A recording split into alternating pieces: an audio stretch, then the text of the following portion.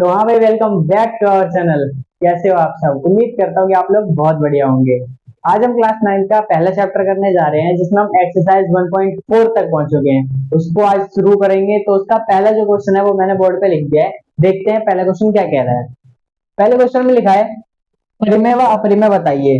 यानी जो हमें निम्नलिखित पांच संख्या दे रखी है, इन पांच संख्याओं में हमें बताना है कि कौन कौन सी परिमेय है और कौन सी अपरिमेय है। तो पहले देखते हैं। पहला पार्ट जो है लिखा हुआ है 2 - √5। तो जो √5 होती है एक अभाज्य संख्या है, यानी एक प्राइम नंबर है। और प्राइम नंबर अगर रूट में हो तो उसकी वैल्यू ना इनडिफाइन हो जाती है, यानी वो हमें सीधा सीधा पता चल जाता है वो अपरिमेय होगी। तो अगर दो में से हम उस नंबर को माइनस भी करें तब भी आंसर क्या आएगा? एक अपरिमेय संख्या ही आएगी। तो इस चीज से हम लिख सकते हैं कि ये जो है हमारी अपरिमेय है। सेकंड पॉइंट, यहाँ पे लिखा हुआ है √23 और -√23। स्टार्टिंग में 3 है, लेकिन इस √23 से ये वाला √23 कट सकता है। क्या बचा हमारे पास? सिर्फ 3 बचा। 3 को हम 3/1 के रूप में भी लिख सकते हैं ना, क्योंकि हर एक नंबर के नीचे एक 1 होता है। तो 3/1 हो गया, ये हमारा p/q के रूप में हो गया, और q जो है वो 0 भी नहीं है, तो ये हमारी संख्या हो गई परिमेय। थर्ड देखते हैं। थर्ड में √7 और √7 लिखा हुआ है और 2/7 लिखा हुआ है। √7 से √7 कट गया, सिर्फ 2/7 बचा। 2/7 जो है हमारा p/q के रूप में लिखा हुआ है, तो ये भी हमारा क्या होगा? परिमेय होगा। तो हमने 3 पता लगा लिए हैं, पहला, दूसरा और तीसरा। इसी तरह चौथा पांचवा भी देख लेते हैं। तो यहाँ लिखा हुआ है √2, लेकिन नीचे लिखा हुआ है, इसको पहले सॉल्व करते हैं, यानी रैशनलाइजेशन करेंगे, परिमेयकरण। उसमें करते क्या है, जो भी नीचे नंबर लिखा हो, जैसे √2 लिखा तो √2 से ऊपर और √2 से नीचे मल्टीप्लाई कर दो। √2 का 1 से मल्टीप्लाई किया तो यहाँ बचा √2, और √2 का मल्टीप्लाई अगर √2 से करेंगे तो रूट से रूट कट जाएगा, सिर्फ यहाँ बचेगा 2। तो √2 को अगर हम 2 से डिवाइड करें तो √2 की जो वैल्यू होती है, दो भी एक क्या है? प्राइम नंबर है, अभाज्य संख्या है। तो इसको भी जब हम सॉल्व करेंगे तो एक अपरिमेय संख्या ही आएगी, फिर उसको अगर 2 से डिवाइड करेंगे तो ये भी एक अपरिमेय संख्या ही आएगी। तो इसलिए हमारा फोर्थ पार्ट भी क्या होता है? अपरिमेय कहलाता है।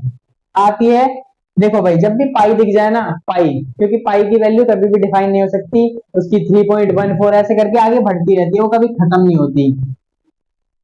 तो इसलिए हम सीधा सीधा कह देंगे, और फिर इसको ये 2 से मल्टीप्लाई और करेंगे तो वैल्यू ऐसी ही आने वाली है, इसलिए हम इसे भी कह देंगे अपरिमेय। तो एक बार दोबारा से बता देता हूँ कौन कौन सा परिमेय है और कौन कौन सा अपरिमेय। पहला जो पार्ट है वो अपरिमेय है, क्योंकि इसमें √5 है। दूसरा परिमेय है, क्योंकि रूट से रूट कट गया, सिर्फ 3 बचा। तीसरा हमारा परिमेय है, क्योंकि 2/7 p/q के रूप में है। चौथा भी हमारा अपरिमेय है, क्योंकि यहाँ पे √2 आ रहा है, जो कि एक प्राइम नंबर है। और पांचवा भी पाई है, पाई एक अपरिमेय संख्या हमें होती है, पता है, तो इस वजह से ये भी क्या होता है? अपरिमेय होता है। करते हैं इसका सेकंड क्वेश्चन, जो कि बहुत ज्यादा इंटरेस्टिंग होने वाला है। लेकिन क्वेश्चन नंबर 2 करने से पहले हमें कुछ फॉर्मूले याद करने पड़ेंगे, जो कि फॉर्मूले मैंने बोर्ड पे लिख दिया, उन्हें ध्यान से देखो और समझो। पहला होगा a+b c+d।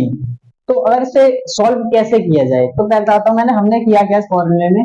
a को c से मल्टीप्लाई किया, फिर a को ही d से मल्टीप्लाई किया, फिर b को c से मल्टीप्लाई किया, और b को ही d से मल्टीप्लाई किया। इसलिए क्या बना? ac plus ad, bc plus bd। ठीक है, तो ये हो गया हमारा पहला। दूसरा देखो, a प्लस बी का होल स्क्वायर क्या होता है? a² plus b² plus 2ab। तीसरा, a माइनस बी का होल स्क्वायर बराबर a² plus b² minus 2ab। और चौथा होता है a plus B, a minus B equals to a² minus b²। तो ये मैंने लिखवाया क्यों है, ये बताता हूँ तुमको। जो हमारा सेकंड क्वेश्चन है ना, उसमें हमारे a और b की जगह ना कुछ नंबर दे रखे होंगे, तो हमें ना पहचानना पड़ेगा कि इनमें से कौन सा फॉर्मूला लगेगा। उसके लिए आपको याद कैसे करना है? अगर जैसे मान लो a 3 है, मान लो, है ना, और b है √3, तो दूसरे में भी अगर ये फॉर्मूला लग रहा है ना, तो यहाँ पे आपको 3 माइनस √3 देना चाहिए। तब हम पहचान जाएंगे कि फॉर्मूला नंबर फोर्थ लग रहा है। लेकिन अगर ये वाला दे रखा हो, फर्स्ट वाला, तो उसमें सारे के सारे अलग होंगे, जैसे कि 3 प्लस √3 और 2 माइनस √4, ऐसे नंबर्स होंगे। अगर हम ये फर्स्ट, तब हम फर्स्ट वाली लगाएंगे, और जब अगर अगर ये नंबर सेम होंगे तो हम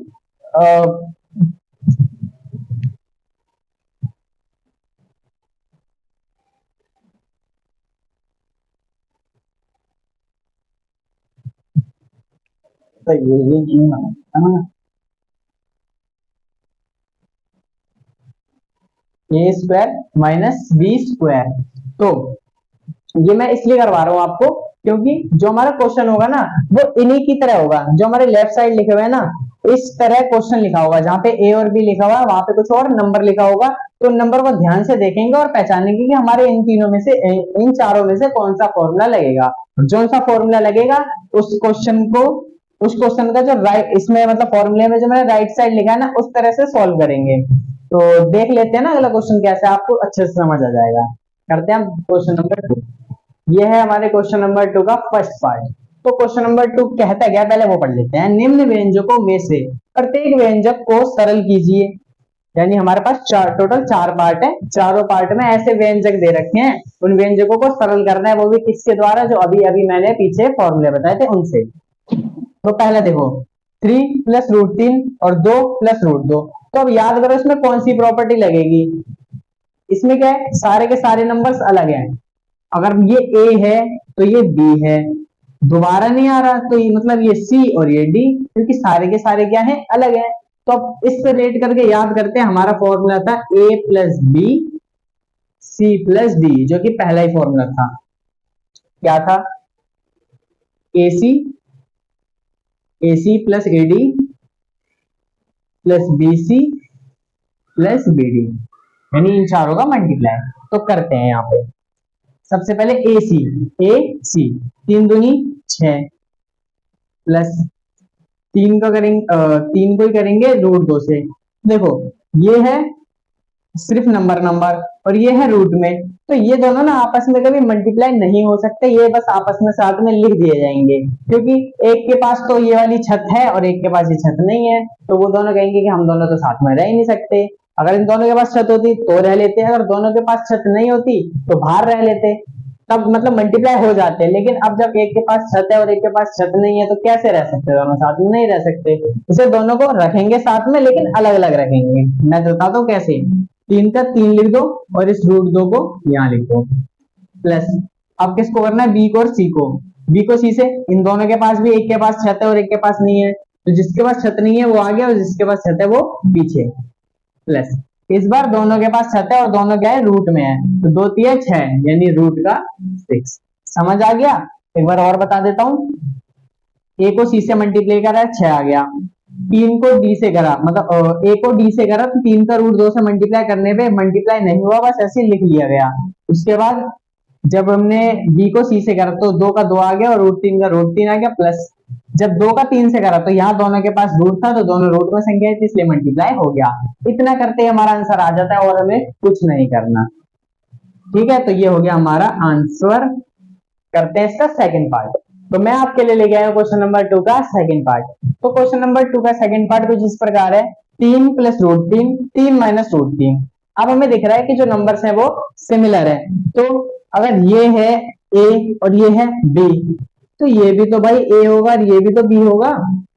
अब यहाँ पे कौन सी आइडेंटिटी लगी, A plus B A minus B equals to, एकदम simple, A square minus B square. सबसे आसान आइडेंटिटी है भाई।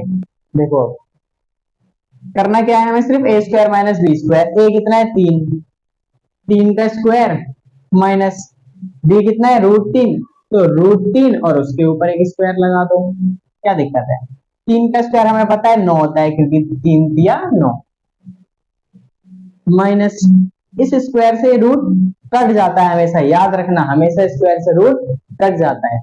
तो बचा क्या सिर्फ 3, 9 में से 3 गया तो हमारा आंसर आ गया 6। ये था हमारा सेकंड पार्ट।